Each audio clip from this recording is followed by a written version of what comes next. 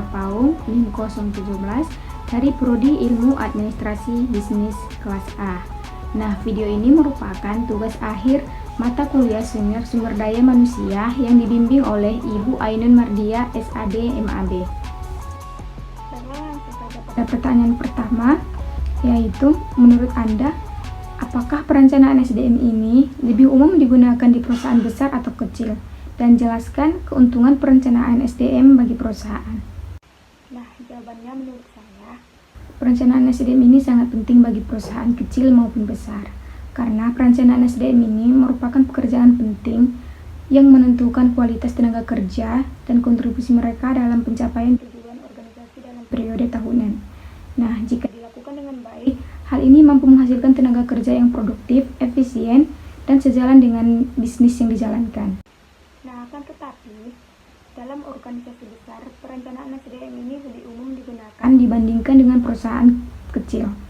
Karena dalam organisasi besar, cakupannya lebih luas, sumber daya manusianya pun lebih banyak dibandingkan organisasi yang kecil, sehingga lebih mementingkan kepentingan yang lebih umum dan luas. Nah, untuk keuntungan perencanaan SDM ini, yang pertama itu mendorong perilaku proaktif dan terhindar dari perilaku reaktif dalam melaksanakan perilaku SDM yang akan berdampak positif dalam kegiatan organisasi. Dan yang selanjutnya, perencanaan SDM ini berfungsi untuk menetapkan tujuan organisasi. Selanjutnya, merangsang pemikiran kritis dalam menguji asumsi organisasi, memenuhi kebutuhan SDM dan mencegah kekosongan jabatan. Perencanaan SDM membantu perusahaan menekan pengeluaran yang tidak perlu sehingga dapat mengurangi biaya. Dan yang selanjutnya, menekan turnover karyawan yang dikelola dan ditempatkan di posisi dan jabatan yang tepat akan lebih terlibat dalam pekerjaannya. Dan yang selanjutnya, memantapkan alokasi dan pilihan organisasi. Nah, masuk pada pertanyaan kedua, jika Anda seorang pemimpin di suatu perusahaan, hal-hal apa yang Anda lakukan dalam melakukan penilaian kinerja terhadap karyawan perusahaan yang Anda pimpin? Nah, jawaban saya, hal yang akan saya lakukan dalam penilaian kinerja karyawan, yang pertama saya akan meminta karyawan itu untuk evaluasi perform diri. Nah, cara ini akan mendapat wawasan tentang bagaimana karyawan mempersepsikan diri mereka pada perusahaan dan bagaimana keinginan mereka untuk berkembang. Nah, yang kedua, saya akan mengumpulkan berbagai perspektif.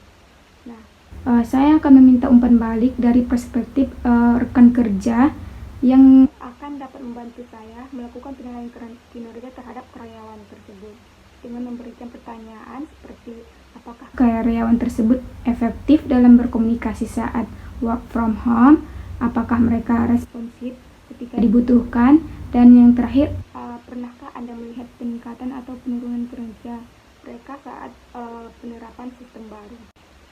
Nah, tahap yang selanjutnya, saya akan membandingkan hasil kerja dengan standar yang sudah ditentukan oleh perusahaan.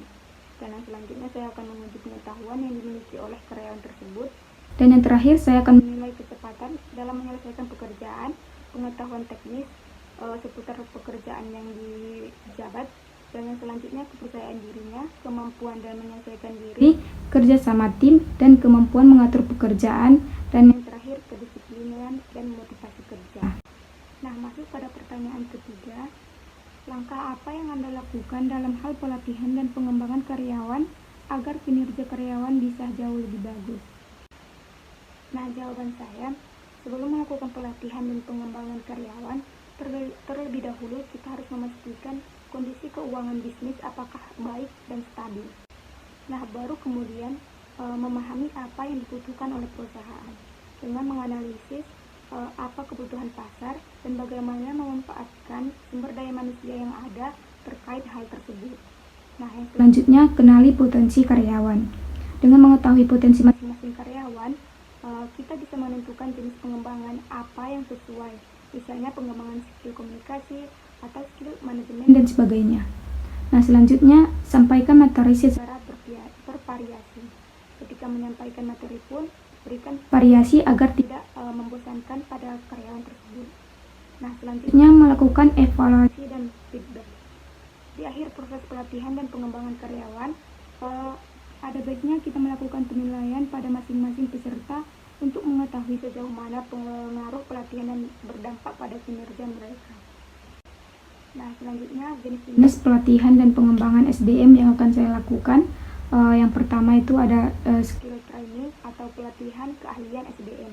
Yang selanjutnya ada retraining, pelatihan ulang SDM, dan yang selanjutnya ada cross functional training. Ini bertujuan untuk meningkatkan komunikasi dan juga sinergitas antara fungsional satu dan lainnya.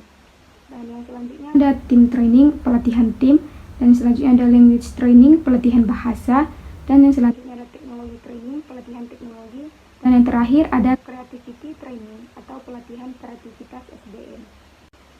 Nah, untuk pertanyaan terakhir, jika Anda mempunyai sebuah perusahaan dan Anda sebagai pemimpin di perusahaan tersebut, deskripsikan secara jelas teknik yang Anda lakukan mulai dari proses rekrutmen dan seleksi, pengenalan, perencanaan dan pengembangan karir karyawan, penilaian prestasi, dan juga jelaskan kompensasi apa saja yang diberikan.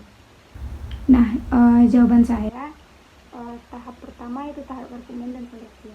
Saya akan melakukan identifikasi kebutuhan pada posisi baru, kemudian merencanakan rekrutan untuk posisi yang dibutuhkan, yang selanjutnya publikasikan lowongan pekerjaan, yang selanjutnya tinjali lamaran yang masuk, dan yang selanjutnya proses seleksi administrasi, mulai dari latar belakang pendidikan, pengalaman kerja, dan skill yang dimiliki oleh calon karyawan tersebut. Nah, selanjutnya mewawancarai kandidat berkualitas, selanjutnya periksa referensi dan latar belakang calon karyawan, yang selanjutnya tentukan kompensasi gaji sesuai kualitas kandidat, yang selanjutnya negosiasikan rincian gaji dan tanggal mulai bekerja. Nah, selanjutnya perkenalan. Nah, di tahap ini saya akan melakukan beberapa hal. Yang pertama, menyiapkan agenda orientasi karyawan. Yang kedua, menghubungi karyawan beberapa hari sebelum orientasi. Yang selanjutnya, memastikan kelengkapan administrasi yang telah terpenuhi. Yang selanjutnya, membuat jadwal training sesuai posisi pekerjaan. Yang selanjutnya, melakukan office tour untuk mengenali lingkungan sekitarnya. Dan yang selanjutnya, perkenalan ke peraturan perusahaan. Nah, karyawan baru akan mendapat semacam buku berisi aturan perusahaan dan prosedur-prosedur tertentu seperti pengajuan cuti atau resign dan hingga kebijakan perusahaan. Nah, pada tahap perencanaan dan pengembangan karir, saya akan melakukan beberapa hal juga. Yang pertama itu memberikan penilaian prestasi karyawan dalam karirnya. Yang kedua, konseling oleh para manajer terhadap para karyawan. Dan yang selanjutnya gerakan lateral yang bersifat berkembang, dan yang selanjutnya konseling oleh SDM terhadap karyawan. Selanjutnya memberikan umpan balik kinerja pada waktunya, memberikan dukungan dan tugas-tugas pengembangan, berpartisipasi dalam diskusi pengembangan karir, dan mendukung rencana pengembangan karyawan tersebut, mengkomunikasikan misi, kebijaksanaan dan prosedur, memberikan peluang pelatihan dan pengembangan, memberikan informasi dan program karir, dan yang terakhir menawarkan variasi pilihan-pilihan karir. Nah, pada tahap penilaian prestasi, saya akan melakukan 3 langkah dalam memproses penilaian kinerja. Nah, yang pertama saya akan mengatur standar kerja. Yang kedua, saya akan menaksir kinerja nyata karyawan secara relatif ke standar yang telah ditentukan sebelumnya. Dan yang terakhir, saya akan memberikan umpan balik kepada karyawan yang teridentifikasi melalui dimensi hasil kerja, pengetahuan pekerjaan, inisiatif, kecekatan mental, sikap, dan disiplin waktu, dan absensi. Nah, kompensasi yang akan saya berikan terhadap karyawan saya, yang pertama itu saya akan memberikan insentif. Nah, insentif ini diberikan atas hasil kerja keras dan prestasi yang dibuat oleh karyawan agar menambah semangat dalam mencapai target dan meningkatkan kinerja mereka. Dan yang kedua, saya akan memberi fasilitas yang lengkap dan senyaman mungkin. Nah, fasilitas ini diberikan oleh perusahaan agar karyawan bisa melakukan pekerjaannya dengan lancar dan nyaman.